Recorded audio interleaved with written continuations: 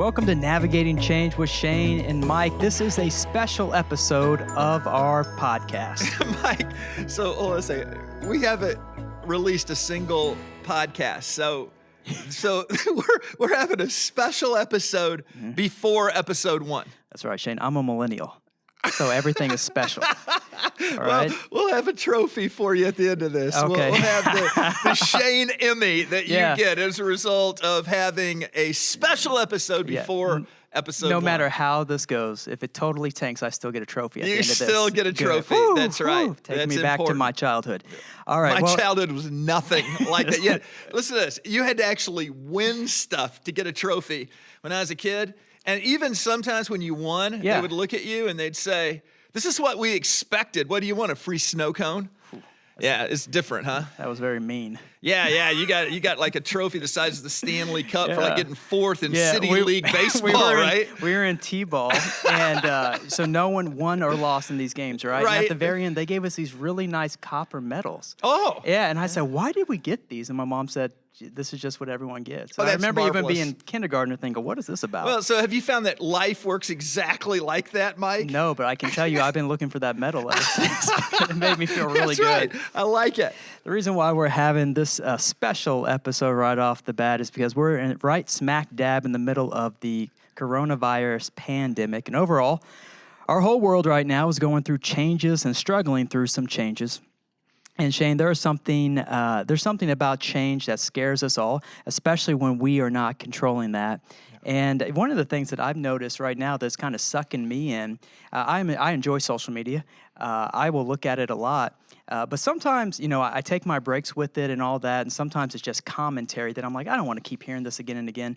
There is constantly worldwide or in our nation, in our state, there's breaking news all the time. Right. And it's sucking me in, and I do think that that's one of the things that we're just dealing with right now. How do we kind of maintain, in the midst of this change, how do we get information and at the same time kind of find a new normalcy in all this? Yeah, one of the misconceptions I think that people have, Mike, is that this is sort of the worst time ever. Okay. Now this is an unprecedented time in my lifetime. But to compare this right now to World War II doesn't seem to hold up, at least at this point, to me. I think the difference between what we're experiencing now and what has been experienced before are 24-hour news and social media.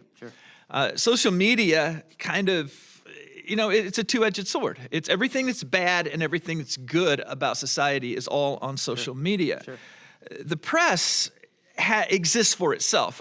When I was a kid, you'd have the news with Walter Cronkite. It was on 30 minutes a day. I honestly thought there was only 30 minutes of news that happened every day. But with varying news channels, 24-hour news channels, competing with each other, the idea is to keep everybody stirred up because they want to suck you in because there's good money in turmoil. Yeah.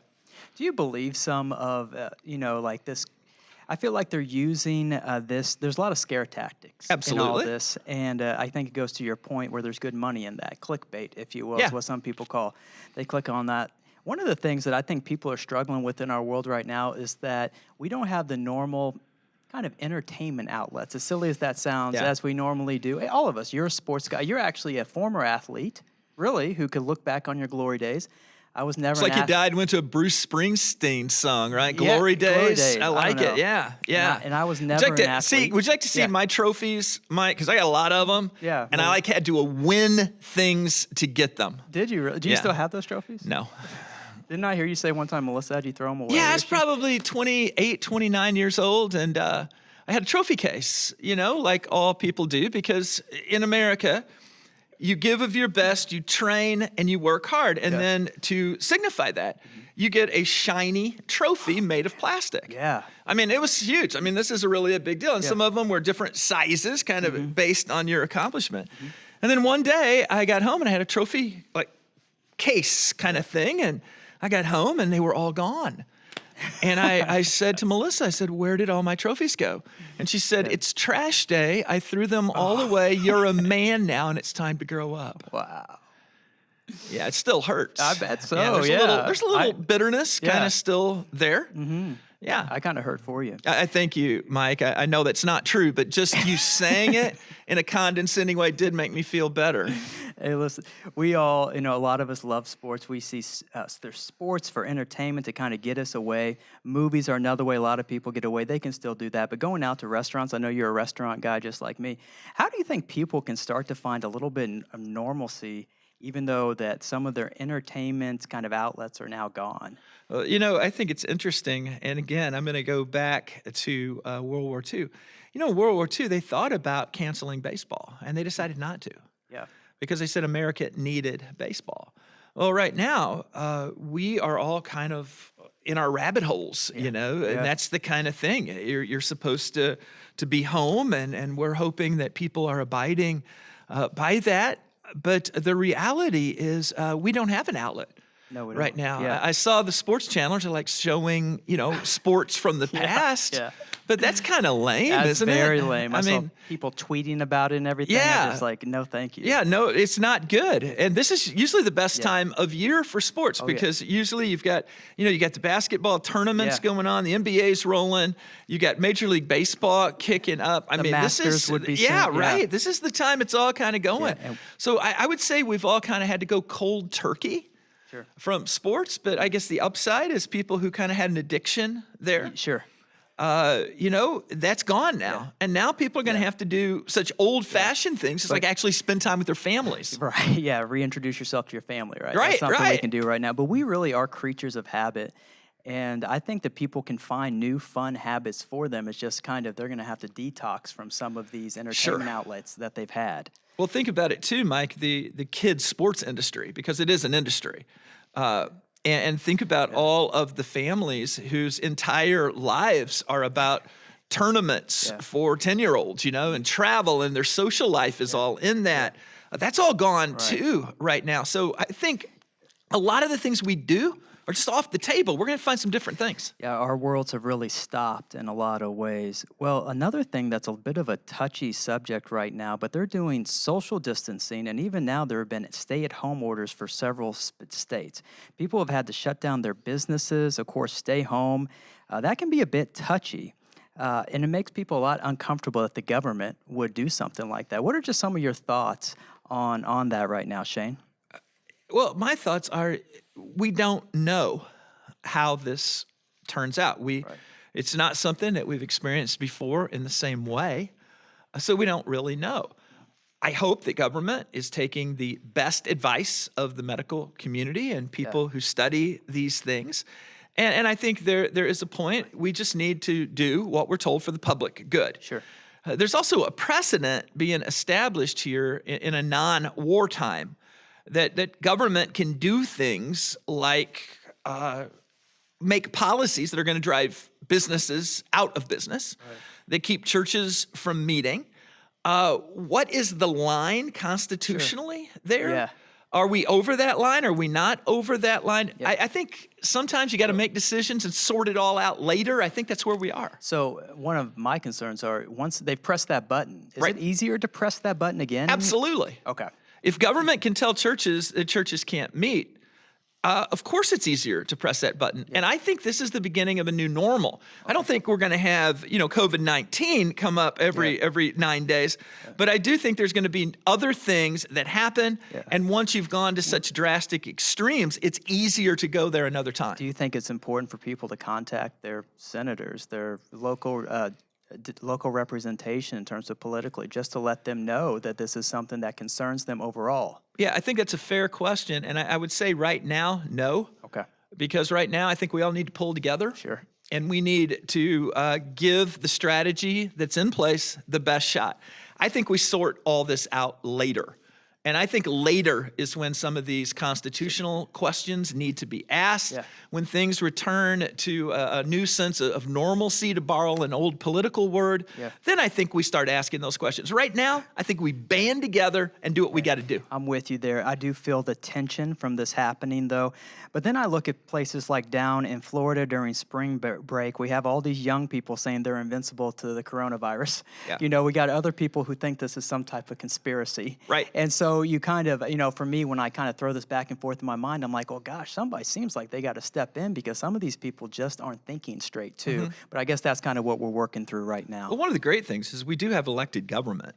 Yes, we do. I mean, nobody is in power right now in a governmental sense in America because their great-great-great-grandfather was a king. That's right. And it just keeps getting passed down. Yeah. And so everybody we've got are people who were duly elected. Yeah. I just say let them do their jobs. And when this all clears out, if you didn't like the job that's done in America, you can elect somebody else.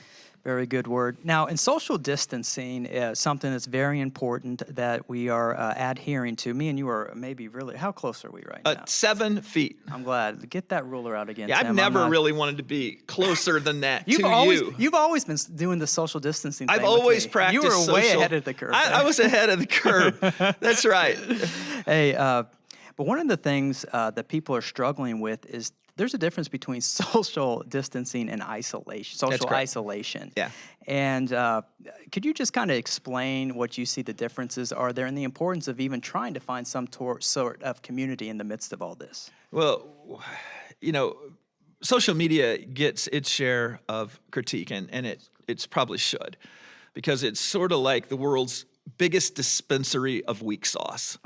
I mean, it just pumps weak sauce out by the gallon, But in a time like this, when we physically have to keep our space, I think social media can Be helpful. be really, really helpful. I think it can be good. I think that words of hope can be delivered. Churches are having to shift their entire content to social media. So were it not for social media, I think this would be a lot worse. So what I would say is that we do need to keep our distance, but we don't want to be isolated. Isolation is not a healthy place to be. FaceTime with your family is something to do, right? Absolutely. We've already doing that with my kids and their grandparents. It's an easy way to check in with people, like you said. And I know a lot of organizations now are doing Zoom and things like that. That's for organizational purposes, but there's social dynamics in work Absolutely. as well. So that's really good. And I think the other thing we talked about earlier is reintroducing yourself to your family. Yeah. And some of us have to just embrace that. And, we get into these go seasons, and we may have to step back and say, okay, what does it mean to be with my family 24/7? Yeah. and how could that be a good thing? Yes. How can we prioritize our families? Because if you think about it right now, the choice for a lot of people is to go crazy or lean into what they have. Yeah. What we have are our families, our friends, the people who love us, the people who are around us. I think it's a good time to strengthen those relationships. And Mike, if we do stuff like that, if we do work like that, marriages come out stronger, families come out stronger. This, when we look back, there may be some very good effects that come from this. This could be a great opportunity for us to reintroduce to our families and grow in these relationships. Absolutely. The other thing I was thinking about with all of this is that this may not be a couple-week thing. So some of us, we go through like even working seasons. We know for certain seasons for us, we may have 4 weeks of really, really hard work and then just regular hard work. Well, if this social isolation thing is going to last for 6, 8, 10, or 12 weeks, I think that the sooner we embrace and grow in those relationships is probably the better. Agreed. Yeah. The other thing, Shane, that you have said recently that I really liked, because whenever there's any type of, for instance, we had Gifford, Illinois had a tornado a few years ago, so where I'm from, the area where I'm from. And I remember on social media monitoring some of my friends, a tornado hit the town, and everyone in the surrounding towns wanted to go and help. Yeah. Whenever there's something like this that happens, we want to go help the vulnerable. That's something normal. And then the National Guard stepped in and said, we're helping people. You coming this way and helping the local people was actually turning into a bigger problem. Right. We have a desire where we want to help one another. Some of us are very healthy. We're not at risk at the age that we're at for COVID-19. And we have this feeling that we want to help. But one of the basic ways you said to help people is that if someone needs help, just help them. Yeah. if someone needs help, just help them. What do you think about that? Yeah, well, I like it because I said it. Yeah, I mean, that makes anything sense. you quote me on, I probably liked it when I said it. Now, I've said a lot of Now- things that I liked when I said that really went bad So afterwards. What I'm going to do is I'm going to look at your old work and I'm going to Yeah. quote myself. I like I'm going it. to say it's me, and I'm going to see if you agree with it. Well, or people not. do that all the time. Oh, they do? Yes, they do. Okay. So that's really good. Okay. No, I just don't think we need to make this complicated. I just Yeah. don't. There are a lot of things we can't do. Yeah. We can't do them. A tornado actually hit the tiny community near DuQuoin, where my family lives, hit some of my family members.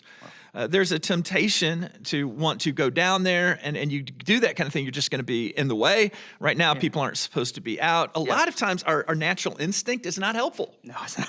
Yeah. What do people actually need? Finding those things out. I'm just saying that what we need to do is just when we find there's a need, if we're in a position to help, we should just help them and not think Absolutely. too much about it. You know, with the social isolation, or excuse me, social distancing that we're doing, I've just been texting some old friends. Yeah. Just to keep in touch, because it's like you said, the technology is something that's really can be helpful if we use it the right way. All right, from a leadership standpoint, I've seen you write a few things as being a leader in this time. And so I thought we'd just quickly talk about that. From being a leader in a time when there's this crisis going on, one of the first things you said that a leader needs to be is calm. Yeah. Is calm. How can a leader be calm during this time? Well, one of the things I think as we contextualize this, Mike, is the only time you really need leadership is when things are bad. So the only time leadership is easy is when leadership is not required. So it's when things get a little jagged that you got to step up as leader. And I think the first thing leaders have to be is just calm. You just got to have steady hands. People have to trust your sensibilities. I think you earn that in the calm times. And then when things get crazy or things get a little jagged like they are now, that sense of calmness comes through. So what you got to be as a leader is steady in choppy waters. Yeah, and with that being said, you've also said do not have knee-jerk reactions to things. Yeah, and I think that's a temptation, because a lot of times as leaders, we want to appear cool, but we're, we're kind of broiling a little bit inside. Sure. And you just got to temper your impulse control. And you got to say things to yourself like, don't speak until I have all the facts.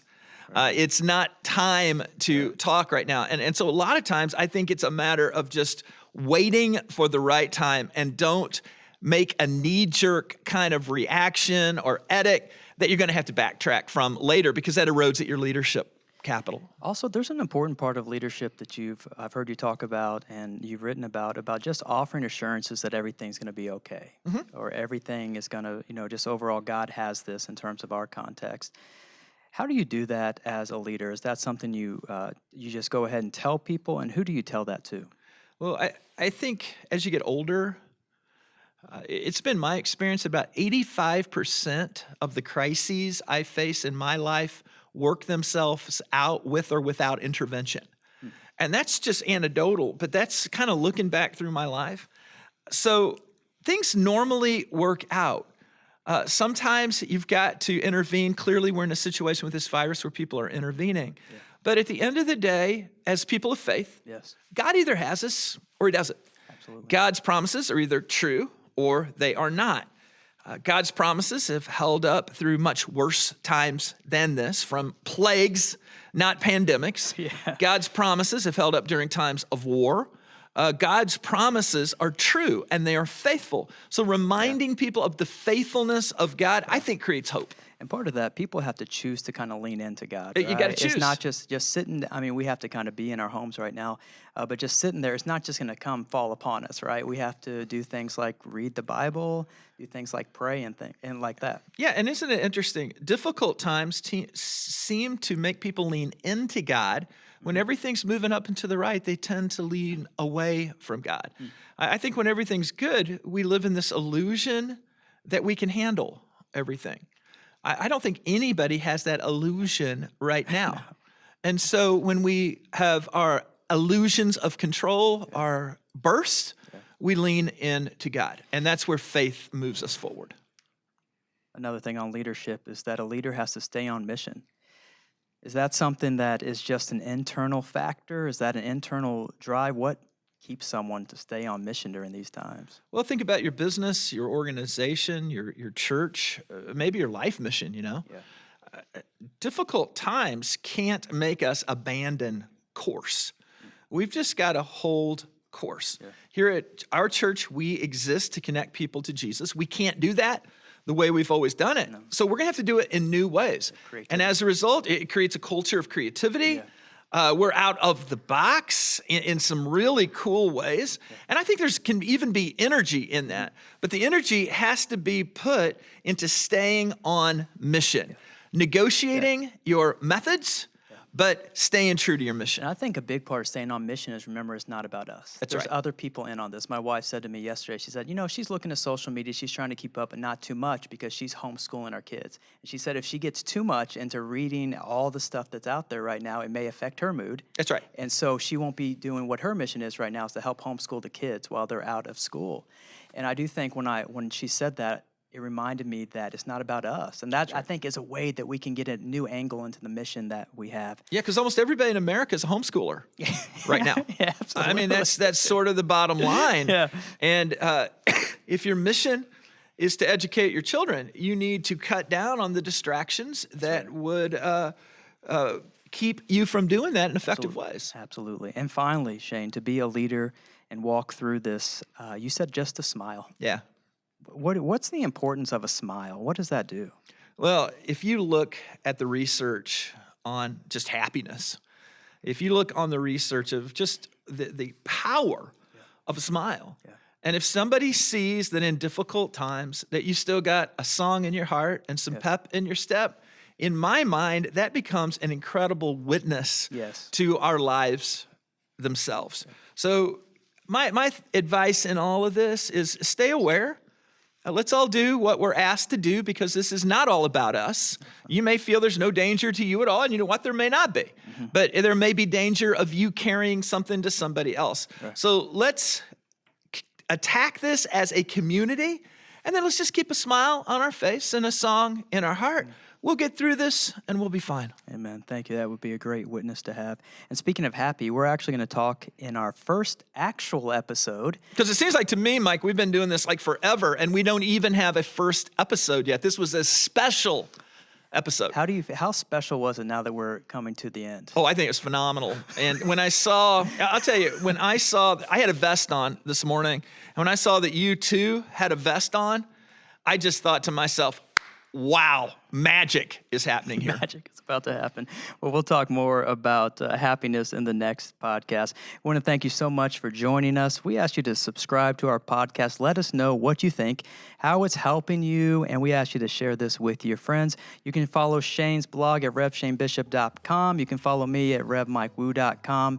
And you can find both of us all over social media. Thank you for joining us for Navigating Change with Shane and Mike. Make sure that you keep the change.